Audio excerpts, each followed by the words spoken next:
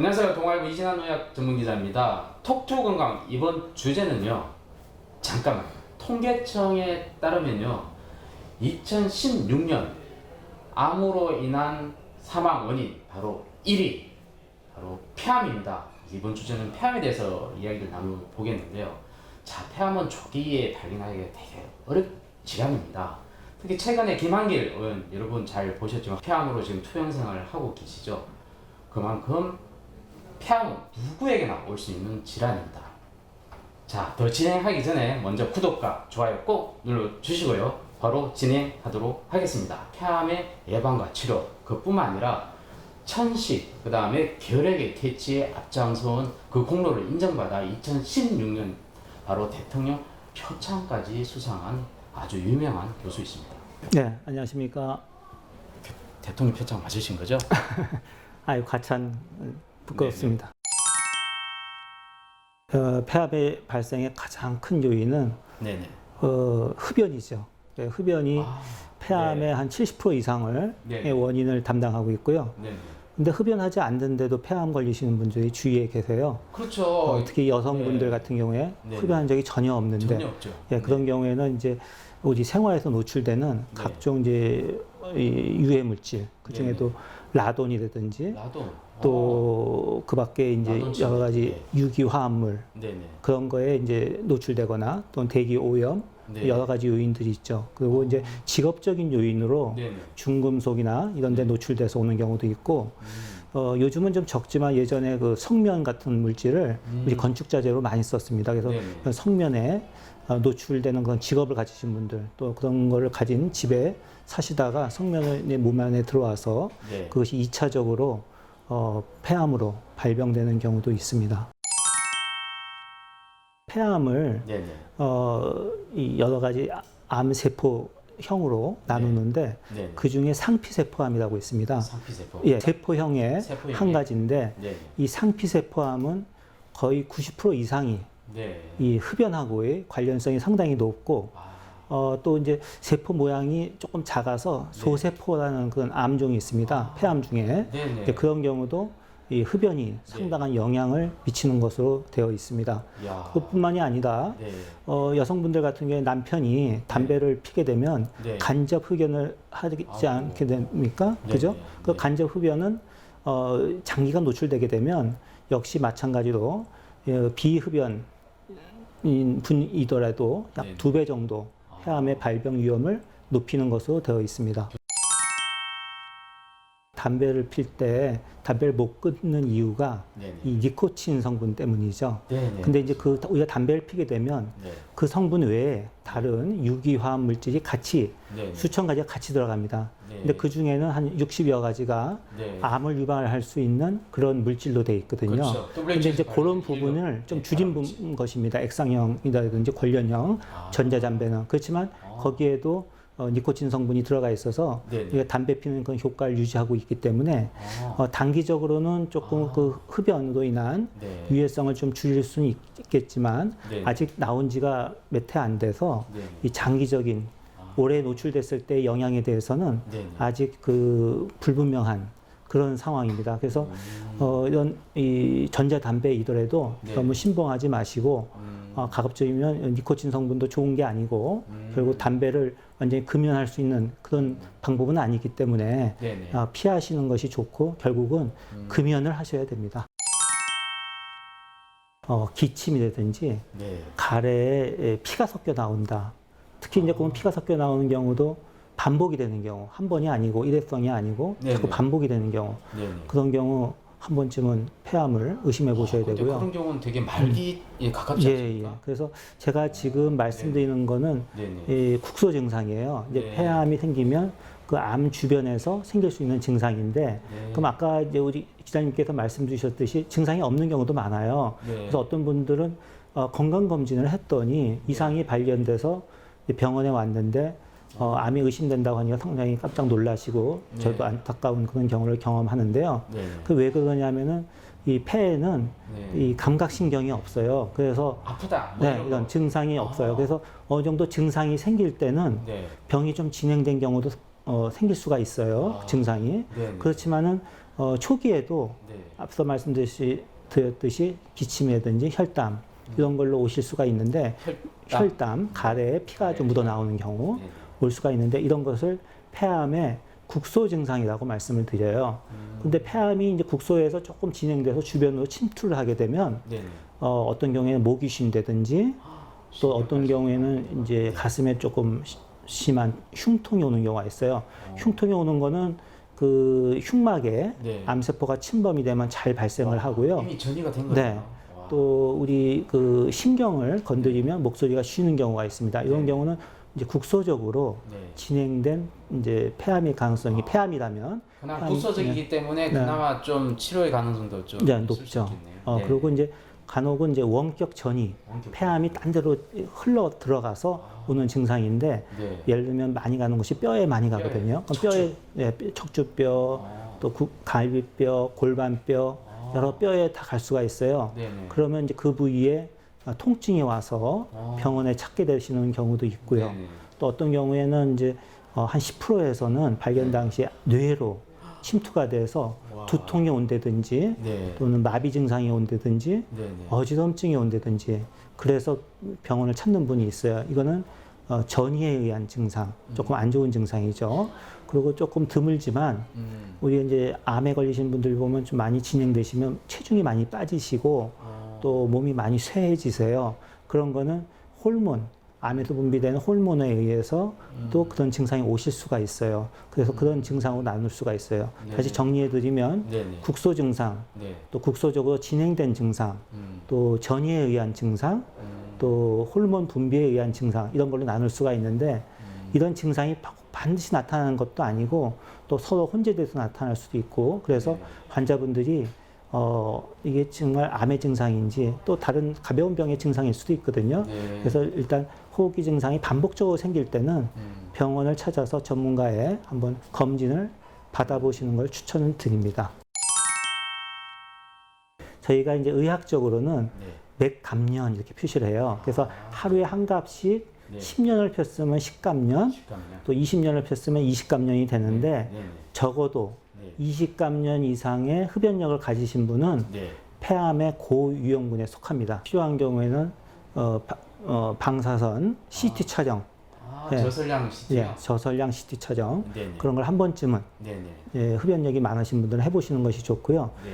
또 그 밖에 이제 자기 몸의 다른 곳에 뭐 대장이라든지 위라든지 이런 곳에 암을 가지셨던 분, 그런 기왕력이 있던 분, 또 가족 중에 네. 암이 많이 생기는 가게가 있지 않습니까? 네네. 그런 경우에는 한번 암 검진은 폐암 검진을 한번 받아보시는 것을 추천드리겠습니다. 네. 폐암을 진단하기 위해서는 네네. 앞서 말씀드렸듯이 엑스레이 촬영, 간단한 엑스레이 촬영, 네네. 또 CT 촬영, 또 심지어 그 PET라고 네. 양전자 방출 토모그램이라고 있어요. 네네. 이건 조직 검사는 아닌데 네. 조직 검사에 근접한 한 90% 정도의 암 진단율을 갖고 있는 네. 영상 촬영 기법입니다. 네네. 그래서 그런 걸 통해서 암을 추정할 수가 있고요. 네. 결국에 가서는 암을 진단하기 위해서는 조직 검사를 의심이 많이 되는 그런 경우에는 네. 이제 의사가 조직 검사를 권유하게 되죠.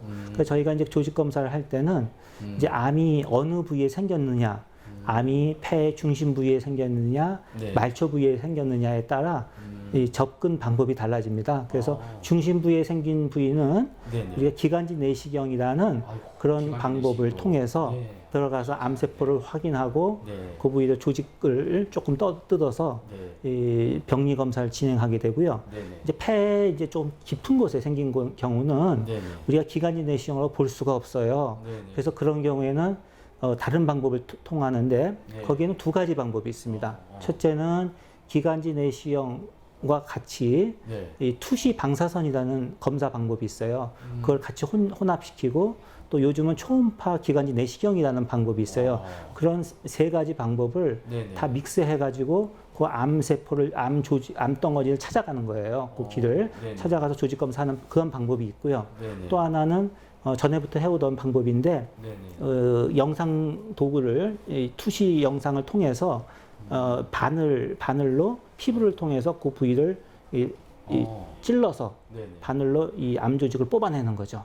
그래서 조직 검사를 하는 방법이 있는데 네네. 그 두 가지 방법, 내시경을 통한 말초 폐생검, 네. 또 바늘을 통한 세침 폐생검, 네네. 이 두 가지 방법 사이에는 서로 장점과 단점이 있어요. 네. 그래서 그거는 전문가가 그거에 맞는 적절한 방법을 선택을 해서 네. 조직 검사를 아마 시행을 하실 겁니다.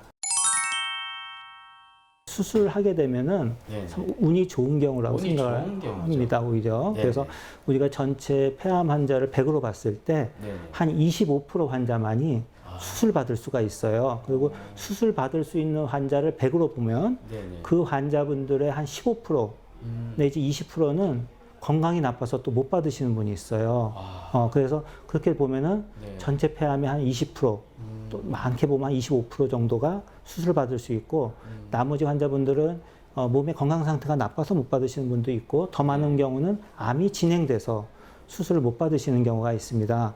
그래서 우선 이제 수술을 받을 수 있는 경우는 국소적인 폐암을 갖고 있는 경우에 아주 조기에 발견되는 경우인데, 네네. 저희가 폐암을 보통 이제 환자분들도 요즘 많이 물어보세요. 네네. 그래서 1기 몇 기에 해당하느냐? 그러면 1기, 2기, 네네.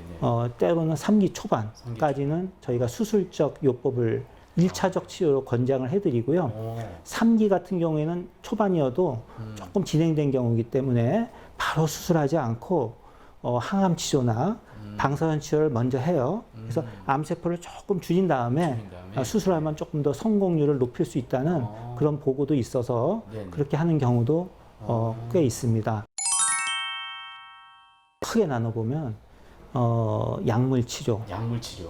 또 그건 항암 치료를 보통 얘기하죠. 네네. 그리고 이제 방사선 치료가 방사선 있고요. 치료. 네. 또 항암 치료, 앞서 이제 수술 치료를 말씀드렸는데 이제 건강 나빠서 수술 못 받으시는 분도 계시잖아요. 네네. 이제 그런 경우에 국소적으로 네. 고량의 방사선 치료를 해서 네네. 수술 치료를 대신하는 그런 치료 방법을 하기도 하는데, 이건 어느 경우에 해당되냐면 연세가 왜 많으신 분들 계세요. 네네. 요즘 뭐 80대 이상, 네네. 심지어 뭐 90대 초반에도 아우. 암이 발견됐는데 건강하시면 아무 치료 안 하기도 뭐하고, 네. 그 연세에 또 수술하자고 하면 아. 가족분들도 걱정을 많이 하시게 되죠. 네네. 그래서 그런 경우에 폐 건강 상태가, 나머지 부분의 폐 건강 상태가 좋다면, 네. 검사를 해서 좋다면 그런 경우에 이제 방사선 치료를 해볼 수도 있고요.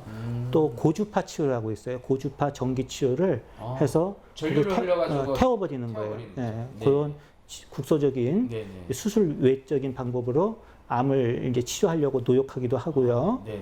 이제 그 밖에 이제 이 수술 못하는 분들, 지금 아예 수술을 못하는 분들 대상으로 말씀드린다면, 약물 치료, 항암 치료가 있는데, 네네. 이 항암 치료에는 요즘은 크게 나눠보면 세 가지가 있어요. 첫째는 네네. 전통적인 세포 독성 항암제라고 있어요. 우리 예전에 머리 막- 빠지고 막 예, 구토하고 맞습니다. 소화 맞습니다. 증상 예. 나타나고 예, 맞습니다. 근데 이제 그런 항암제들도 네네. 요즘은 약들이 많이 개발돼서 네. 많이 예전보다 항암제 부작용이 부작용이- 많이 순해졌어요. 네. 그래서 환자분들이 비교적 네네. 덜 고통받고 치료 네. 잘 받으실 수도 있습니다. 그래서 그게 바로 표적 항암제를 말씀하시는 그건 아니고요. 그건 아니에요. 주사 맞는, 주사만. 주사로 치료하는 그런 이제 세포 독성 항암제인데, 네네. 세포 독성 항암제는 뭐냐면 이 암 세포를 파괴시키는 거기 때문에, 세포를 파괴시키는 거기 때문에 이 약이 주사를 통해서 들어가서 전신을 타 돌기 때문에 정상 세포도 세포도 파괴가 돼요. 네네. 그러다 보니까 앞서 말씀 주셨듯이 머리털도 빠지고 네. 구토도 나고 네. 여러 가지 간도 좀 나빠지고 그런 부작용이 올 수가 있거든요. 네네. 이제 그거 말고 네네. 요즘 또 하나 나온 거는 벌써 한참 됐지만 표적 치료제. 네. 이거는 뭐냐면 유전자, 네. 이 암세포 유전자를 조사를 해봤더니 네. 거기에 변이가 있는 걸 알았어요. 그 대표적인 변이가 지금 두 가지가 있습니다. 그 말고도 수십 가지가 있는데, 네네. 제일 많은 것이 EGFR 변이라고 있어요. 네. 그건 엑손에 어떤 변화가 생겨서 네네. 암세포가 이제 변동이 생기는 건데, 아무튼 세포에 뭔가 돌연변이 생긴 네, 예. 게 바로 암인데 네. 그 돌연변이 중에 네, 하나가 유전자가 네, 예. 그런 네. 어려운 용어를 네, 쓰고 EGFR 변이 네네. 유전자를 갖고 있는 암이 있고요. 네네. 또 ALK 유전자 변이가 있어요. 근데 그런 거에 대한 네. 약들이 지금 다 개발돼 있어요. 네네. 네, 이미 개발된 지가 뭐 10년이 넘은 것도 그러니까 있고. 정상 세포는 없는 거니까 그죠? 예, 예. 그래서 그런 특수한 약을 네네. 주입해 주는 거예요. 근데 그런 약들은 되게 먹는 약이 많아요. 그래서 그 약을 매일 같이 먹는 겁니다. 앞서 그 항암 주사는 대개 3, 4주 만에 한 번씩 받는 데 비해서 네. 이런 먹는 항암제들은 매일 먹게 됩니다. 그러다 보니까 조금 부작용도 훨씬 순하고 네. 또 어떤 여러 가지 급성, 독성, 주사 한 번 맞으면서 막 나타나는 그런 독성도 적기 때문에 좋은데 문제는 이런 암의 변이 유전자가 모든 환자에서 발견되지 않는다는 점이 있어요. 아이고, 네, 그렇군요. 안타깝게도. 그래서 네네. 한 절반 내지는 한 40% 정도의 환자만이 아이고. 그런 이제 유전자 변이가 발생이 되고 네네. 또 어떤 거는 아직 유전자 변이는 있는데 네네. 그거에 대한 그 표적 항암제가 아직 개발 중인 것도 있어요. 그래서 이제 앞으로 제 생각에는 많은 과학자들이 앞으로 5년 내지 10년 지나면 네. 더 많은 그런 표적 항암제들이 나오기 때문에 암이 조금 더 정복에 가까운 날이 가까우지 않을까 이렇게 생각하고 있습니다. 야. 면역 관문 치료제 또는 면역 항암제 이런 약간 생소한 용어인데요. 아, 근데 생소한 영어일 뿐만 일반인들은 네. 가격이 무지 비싸다. 그 네. 정도는 알고 있습니다. 네, 예, 가격이 5천만 원 뭐 예, 이런 하는 네, 항암제라는 거. 네, 다행히도 네네. 정부에서 네. 보험이 허락을 해줬어요. 폐암에 대해서요? 예, 예. 그래서 지금 보험이 되고 있어서 보험이 되고 있습니다. 예전에는 지금 말씀 주셨듯이 이제 보험이 안 돼서 네네. 1년에 뭐 1억 가까운 돈을 내시고 네네. 아주 제한된 분들만 치료를 받으셨지만 네네네. 지금은 의료보험이 되고 있기 때문에 네네. 치료를 받으실 수가 있고요. 네네. 이건 어떤 이제 효과를 가진 약이냐면 저희 몸에 T 림프구라고 있어요. 네. T 림프구. 네네. 면역세포, 면역세포인데 네. 네. 우리 몸에 나쁜 병균이 들어오면 얘가 그 병균을 공격해서 공격해서. 병균을 죽이는데 네. 얘가 병균만 죽이는 게 아니라 암세포도 죽여요. 그러면 우리 몸에 T 림프구가 있는데 네네. 왜 암이 왜 발생하냐면 처음에는 죽이다가 네네. 이 암세포도 자기가 살아남기 위해서 이 변형을 시켜요. 표피에. 네네. 표피에 어떤 변형을 시켜서 네. 그 암 유전 T 림프가 공격을 해도 공격을 못하는 조건으로 만들어 버려요. 투명인간처럼 딱. 네, 예. 네. 그래서 그거에 대한 그 물질에 대한 항체를 만들어서 우리 몸에 넣어주면은 이 암세포가 암세포를 공격하는 T 네네. 림프구가 네. 다시 정상화돼요. 그것이 기능을 다시 복원시켜줘요. 그래서 우리 몸의 정상 면역 기능을 되살려줘서 네네. 그 정상 면역 세포가 암세포를 치료하게 만드는 그런 기전입니다. 되게 한 2주 내지 3주 간격으로 네네. 주사를 맞는데 네. 초기에는 반응이 이건 좀 늦게 나타나고요. 되게 오래 쓰면 오래 쓸수록 효과가 좀 더 나타나는 네. 그런 이제 암 치료제 중에 하나입니다. 그래서 요즘에는 이제 그런 면역 항암제를 네. 단독으로 쓰기도 하고 네. 이제 최근에는 다른 기존에 나와 있던 항암제들을 하고 네. 병암요법을 해서 조금 더 성적을 높이는 그런 결과들도 보고되고 있어서 이 약의 그 효능은 앞으로 더 많이 네. 좋은 결과를 발표할 것 같습니다. 저희가 살아서 죽을 때까지 숨 안 쉬면 안 되죠. 선생님, 계속 숨 쉬어야 되잖아요. 그렇죠. 외부 이 숨 쉬는 공기를- 걸 통해서 외부의 공기가 들어오는 거 아닙니까? 네네. 근데 이 공기 중에는 나쁜 공기가 많아요. 우리 주변 환경에는. 네네. 특히 대도시에 살면은 네네. 공해라든지 자동차 매연 이런 게 많지 않습니까? 그래서 그런 거를 좀 피하는 피하는. 그런 환경이라든지 어떻게 피할 수 있습니까? 있는. 그러니까 이제 저희가 아무래도 이제 네. 그 뭐 지하 주차장 같은 데서 시동 켜고 있지 말라고 하지 않습니까? 네네. 그래서 이제 그런 이제 생활 수칙도 좀 지키고 네네. 차가 이제 정차돼 있을 때 시동을 끈다든지 그런 방법도 좀 지키고 또 개인으로서는 마스크 같은 거 하나 항상 갖고 다니세요. 갖고 다니셔서 네네. 공기가 좀 안 좋은 환경에서는 네네. 이런 미세먼지라든지 그런 걸 차단할 수 있는 마스크를 끼는 거 이런 것이 우리 폐 건강 비록 이제 암 유발 그런 물질뿐만 아니고 각종 이제 병균도 많지 않습니까? 그런 걸로부터 이길 수 있는 하나의 방법이 됩니다. 그래서 네. 그런 예방 수칙도 좀 취할 필요가 있고요. 네네. 또 앞서 이제 말씀 주셨듯이 네. 건강한 음식, 또 육류가 좀 적은 음식, 또 기름, 지방 그런 물질이 좀 적은 음식 네네. 그런 걸 함으로 인해서 네네. 우리 몸에 면역을 면역을 림프구가 좀 많아지게 하는 그런 방법도 상당히 좋을 것 같습니다. 네. 자, 폐암 예방 쉽지 않다고 하지만요. 분명히 또 예방할 수 있는 여러 가지 팁을 또 알려주셨는데요. 자, 근데 무엇보다 네. 금연을 꼭 하셔야 됩니다. 네, 금연이 가장 큰 맞습니다. 원인이 네, 되지 않습니까? 네. 또 앞으로 신약들이 또 많이 쏟아지고 있는 만큼 향후 5년 이후에는 정말 엄청나게 좋은 폐암 치료제들이 또 나오는 네. 그런 걸 기대해도 될 것 같습니다. 그럼 다음에 또 뵙겠습니다.